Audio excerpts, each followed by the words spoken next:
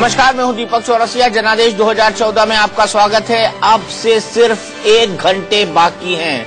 जी हां, दिल की धड़कनें थाम लीजिए। अब से ठीक 1 घंटे बाद 16वीं लोकसभा के चुनाव नतीजे आने लगेंगे एक एक करके, और हम आपको बताएंगे सबसे तेज, सबसे सटीके, सबसे पैने नतीजे। दिल की धड़कनें थाम लीजिए। अब से ठीक 1 घंटे बाद 16वीं लोकसभा के चुनाव नतीजे आने लगेंगे एक एक करके, और हम आपको बताएंगे सबसे तेज, सबसे सटीके, सबसे पैने नतीजे, और आपको देंगे सबसे सही विश्लेषण। क्यों चित्रा?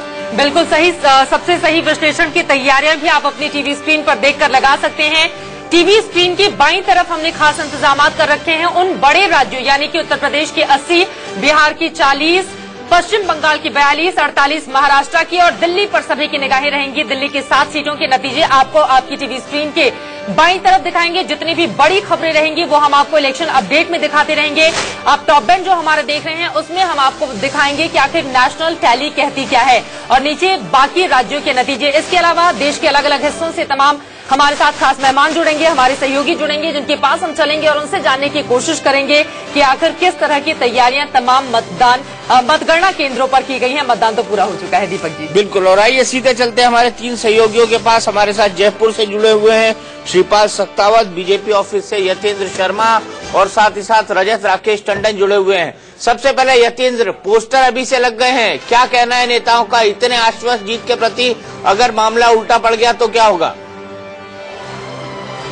देखिए, बिल्कुल कॉन्फिडेंस काफी ज्यादा है, एक तरह से ओवर कॉन्फिडेंस भी कह सकते हैं, लेकिन स्थिति क्या होगी वो अगले कुछ घंटों में पता चल जाएगी। लेकिन बीजेपी में पहले से ही होर्डिंग्स लगा दिए गए हैं कि बहुमत देने के लिए सभी भारतवासियों का धन्यवाद, और सामूहिक नेतृत्व में जीत मिली उसके लिए सभी को धन्यवाद यहाँ पर दिया गया है। होर्डिंग यहाँ पर लगाया गया, पूरी तैयारियां बीजेपी ऑफिस में कर दी गई है। मेरे पीछे एक एलईडी, काफी बड़ी एलईडी स्क्रीन लगाई गई है, क्योंकि पहली बार ऐसा हुआ है कि बीजेपी में इस तरह की स्क्रीन लगाई गई है कि जहां पर तमाम रिजल्ट्स बीजेपी की अपनी तरफ से सुविधा मुहैया कराई गई है कि वो यहां पर दिखाएंगे। पूरे ऑफिस में झंडी बैनर से पूरा ऑफिस पाट दिया गया है, उसके साथ ही लाइटिंग की भी व्यवस्था यहां पर की है। बल्ब पूरे बिल्डिंग पर लगा दिए गए हैं कि जो जीत अगर होती है तो उसके बाद पूरी बिल्डिंग रात को चमचमाएगी। यानी कि कितना ओवर कह सकते हैं, कितना कॉन्फिडेंस लेवल इस वक्त बीजेपी नेताओं का बढ़ गया है। तमाम बीजेपी नेता उपलब्ध रहेंगे। जो अरुण जेटली की कोठी है उसमें मीडिया मैनेजमेंट के लिए एक पंडाल लगा दिया गया है, इंडोर पंडाल लगाया गया है, जिसमें तमाम जो लीडर्स होंगे वो एज ए गेस्ट तमाम चैनलों पर बैठेंगे। यानी कि पूरी व्यवस्था चाक चौबंद तरीके से कर दी गई है बीजेपी की तरफ से, कि ये दिखाने के लिए कि वो काफी आश्वस्त है कि वो जीत होने वाली है, केवल रिजल्ट का इंतजार बाकी है। जी, तो लड्डू बन रहे थे, उसका क्या हुआ? अवधेश कुमार जी बेचैन हैं कल, अवधेश कुमार जी बेचैन हैं सुबह से।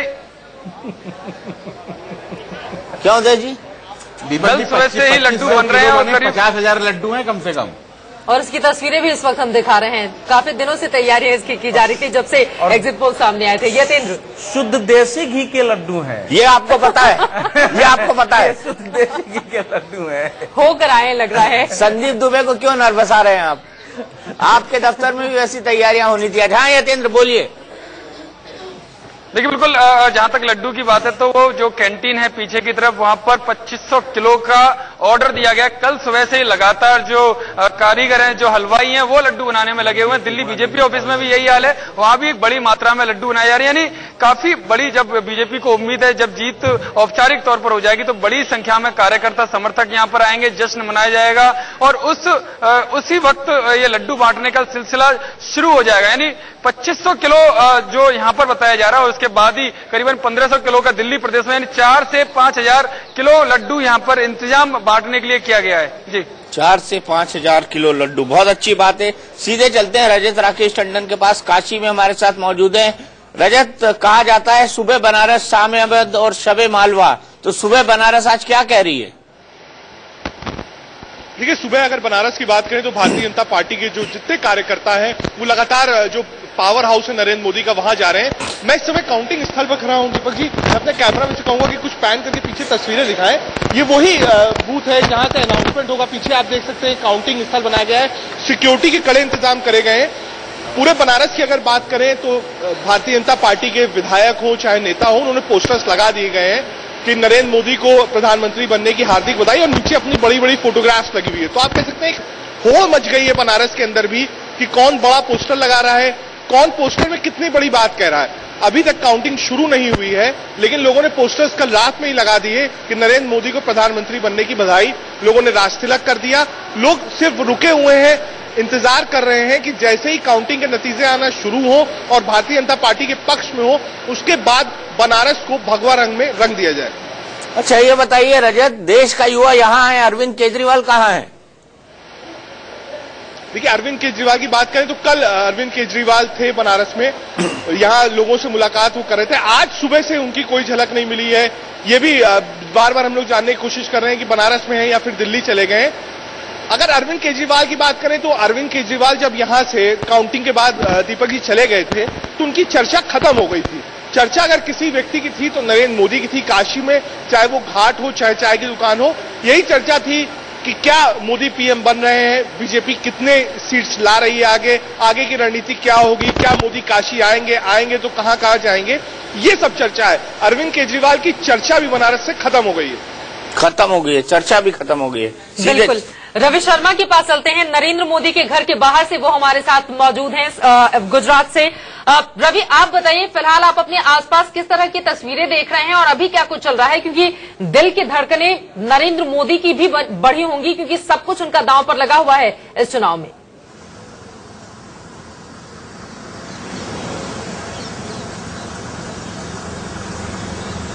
जाहिर तौर पर चित्रा, अगर किसी का सबसे ज्यादा कुछ स्टेक पर है इस चुनाव में तो वो नरेंद्र मोदी हैं। मेरे पीछे ठीक उनका घर है, लेकिन इनकी इस घर की तरफ से सीधे निर्देश दिए गए हैं कार्यकर्ताओं को कि यहाँ पर कोई प्रदर्शन नहीं करना है, कोई हो हल्ला नहीं होगा, किसी तरह का जश्न नहीं मनाया जाना है जब तक कि साफ संदेश पार्टी कार्यालय की तरफ से नहीं आ जाता। और खुद नरेंद्र मोदी भी सामान्य दिनचर्या, जिस तरह से वो 5 बजे उठते हैं, नाश्ता करते हैं, उससे पहले वॉक करते हैं, योगा करते हैं, उसी तरह से उनका दिन शुरू हुआ है। लेकिन जहां तक बात करें हम पार्टी के जो ऑफिसेज हैं यहाँ पर, चाहे हम बात करें मणिनगर की, हम वहां पर भी गए थे, हमने वडोदरा में भी जाकर देखा, हमने अहमदाबाद में भी जाकर देखा, वहां पर जश्न की भारी तैयारियां हैं, बड़ी तादाद में फायर क्रैकर्स वहां पर इकट्ठा किए गए हैं। तो कहीं ना कहीं नरेंद्र मोदी जैसे ये सोच रहे हैं कि 12-1 बजे जब तक कि चुनाव के नतीजे कुछ हद तक साफ नहीं हो जाते, तब तक न किसी तरह का जश्न यहाँ पर शुरू हो और तब तक न नरेंद्र मोदी का कोई विचार है अपने घर से निकलने का। चित्रा, अरविंद केजरीवाल गए थे गुजरात में क्रांति करने, कहीं कोई आम आदमी पार्टी का इधर उधर दिखा है? इधर उधर आपके बगल में तो है ना। नहीं, उसको हटा ही दिया। फिरोज बख्श साहब तो बेचारे निकाल दिए गए, अब संदीप का क्या होगा देखना होगा। कब निकाल? चले हम रवि के पास चलेंगे, लेकिन कुछ दफ्तरों को हमने तलाशने की कोशिश की। जी बोलो। हाँ रवि, हमने आम आदमी पार्टी के कुछ कार्यालयों को देखने की कोशिश की थी, लेकिन वहां पर ताले लगे नजर आए और कार्यकर्ता तो गलती से भी दिखाई नहीं दिए, जैसे कोई टोपी पहनने को तैयार ही नहीं है आपकी। कोई एक शख्स अब तक नजर नहीं आया और कुछ पार्टी कार्यालयों के पर तो हमने ताले भी लगे हुए देखे। दीपक जी, कहाँ चले गए जो इतने सारे उनके रोड शो में आए थे? वो सब दिल्ली से वहां पर वो किए गए थे क्या, इम्पोर्ट किए गए थे क्या दिल्ली से?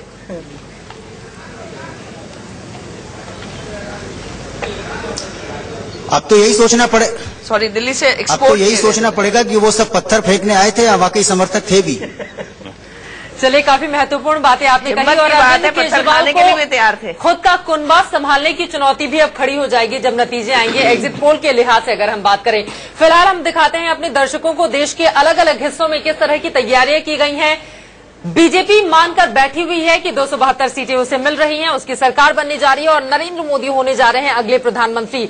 4 अलग अलग हिस्सों की तस्वीरें इस वक्त हम दिखा रहे हैं। दिल्ली, मुंबई, वाराणसी और कानपुर की ये तस्वीरें हैं।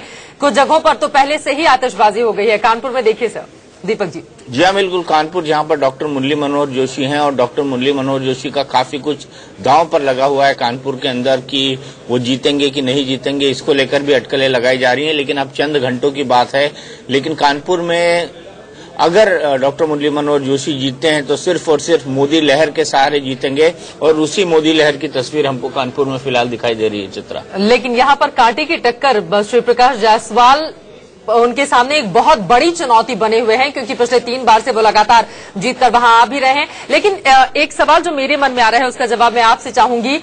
अगर ये आंकड़ा 250 से कम रह गया तो इन लड्डुओं का होगा क्या? तो भी सरकार बनेगी, तो भी सिंगल लार्जेस्ट पार्टी होगी, लड्डू तो भी बटेंगे, जश्न तो भी मनेगा, ये बात बिल्कुल तय है। नंबर 1 पार्टी बनने की नंबर 1 पार्टी बनने का जश्न बिल्कुल मनेगा। सुधा मलिया जी से ही पूछ लेते, सुधा मलिया जी जश्न मनेगा कि नहीं मनेगा 250 नंबर?